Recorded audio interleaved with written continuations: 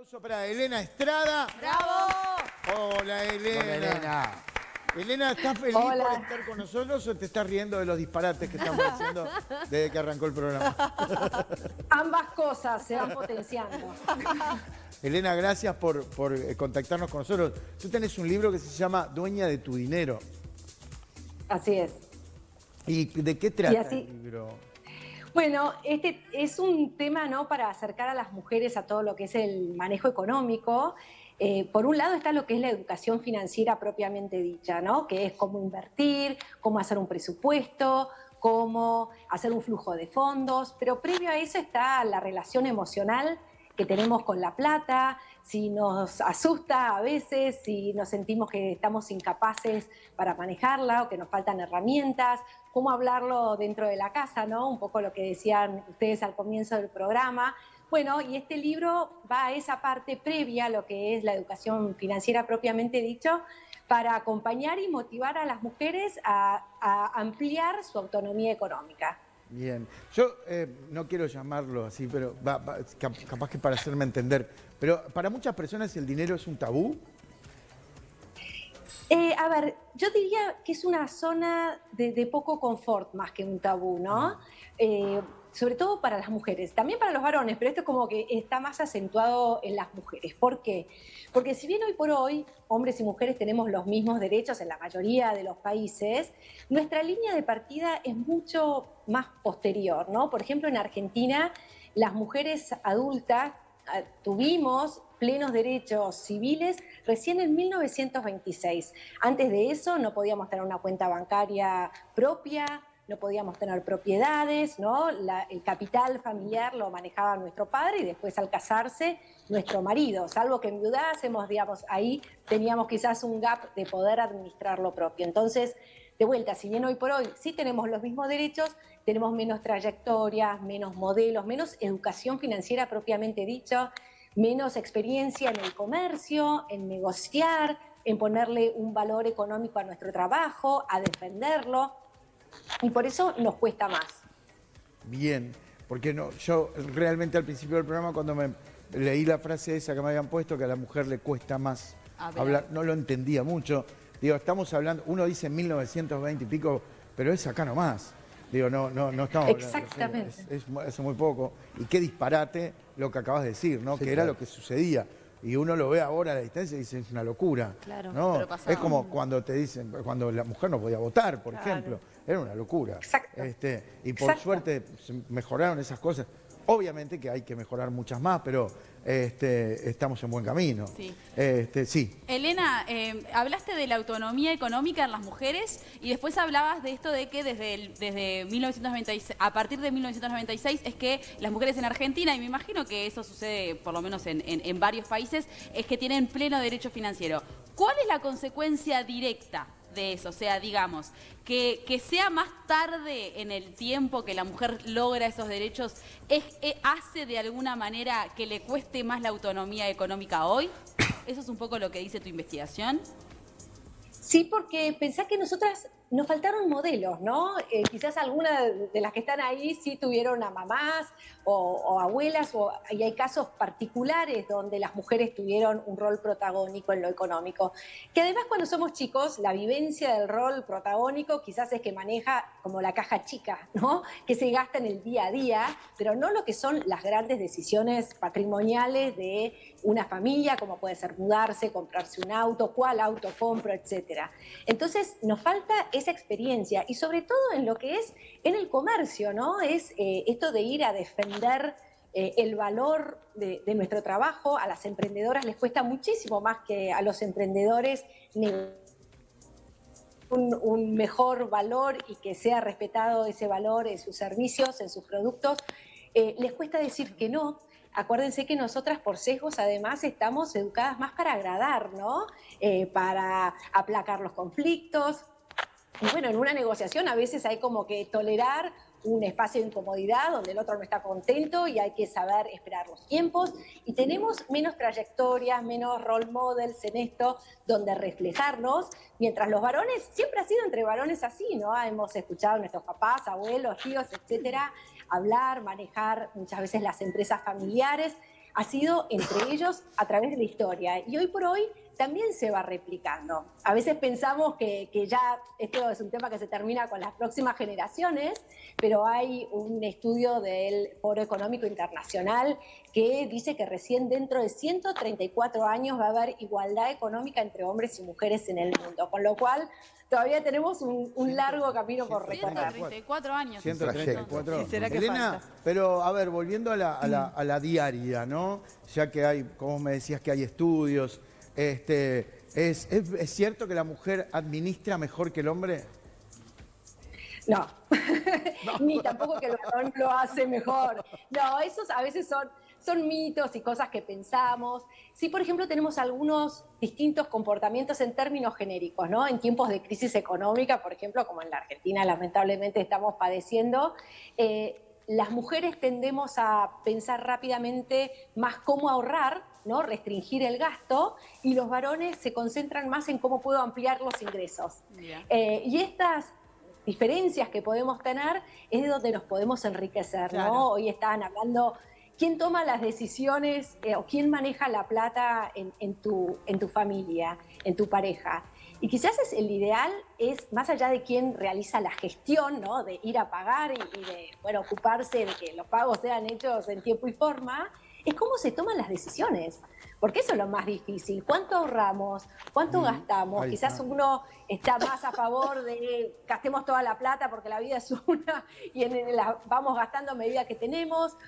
Quizás la otra persona es más de planificar a largo plazo, de pensar, ¿no? De cuando llegue la edad adulta de ellos o los estudios de los hijos más adelante, entonces ir haciendo un proceso de ahorro en el tiempo. Bueno, esas son las cosas de fondo a discutir, que son a veces las que nos pueden traer más discusiones dentro de la pareja. Elena, esa diferencia de enfoque que vos decís que se da como tendencia en el que los hombres buscan mayor ingreso y las mujeres buscan más el ahorro, ¿es parte de lo que condiciona que, por ejemplo, hayan estudios que marcan que a la mujer no le interesa ascender en su trabajo tan rápidamente? ¿O tiene unos tiempos más lentos en esa búsqueda del ascenso? Mira, en cuanto a ese gap aspiracional se llama, ¿no? Esa brecha en que las mujeres pareciera como que no se presentan cuando hay posibilidades de ascenso o en otras empresas y que significa una mayor responsabilidad. Creo que ahí lo que juega más es el síndrome del impostor, ¿no? Que de vuelta, hombres y mujeres lo tenemos, pero las mujeres lo tenemos más. Y tiene 3 características. A ver. La primera es la convicción de que no estoy lo suficientemente preparada o capacitada para el rol que estoy teniendo y mucho menos para otro más grande. La segunda es, alguien se va a dar cuenta, y el temor de, no, estoy improvisando, en realidad no sé lo que estoy haciendo, no soy suficientemente capaz, no tengo el mérito suficiente para estar donde estoy, y alguien se va a dar cuenta y lo vergonzoso que va a ser ese momento para mí, ¿no? Entonces le temo, y cuando aparecen nuevos desafíos, más bien me guardo más que exponerme.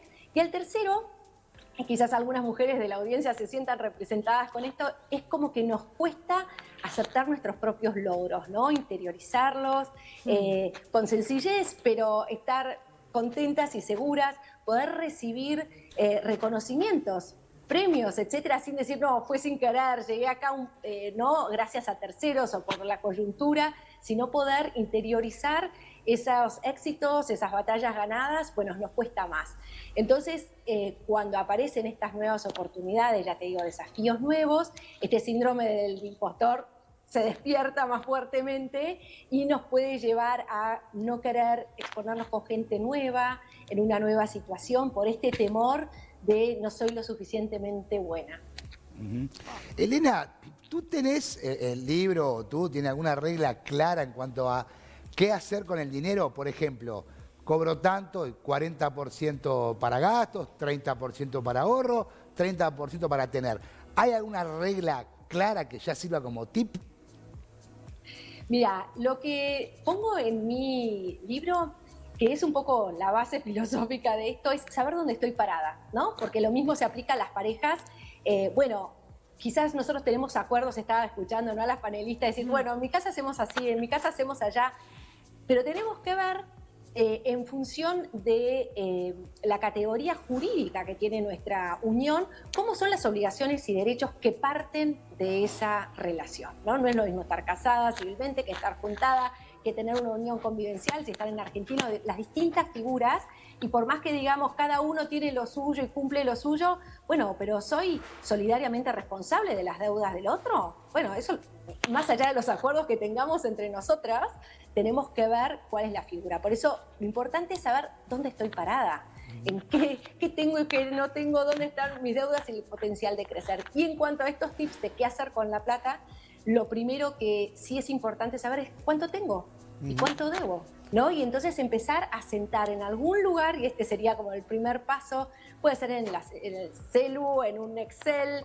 en un cuaderno, juntar en una caja los tickets, no importa, empezar como sea, a empezar a anotar cuáles son los gastos que tengo, cuáles son los ingresos que tengo, cuáles son fijos, cuáles son variables, y así es como la primera parte para hacer un presupuesto y después una planificación que me va a dar bienestar, ¿no? A veces asusta todo esto, sobre todo aquellos que no lo han hecho nunca, pero bueno, mi mensaje es, te va a dar muchísimo más paz que la incertidumbre que te da no saber dónde estás parada. Muy bien. Bien, Elena, una consulta. Recién hablabas del síndrome del impostor, que, bueno, que no tiene sexo, que lo tienen ambos, hombres y mujeres, lo pueden tener ambos. Pero decías que las mujeres lo tenemos más.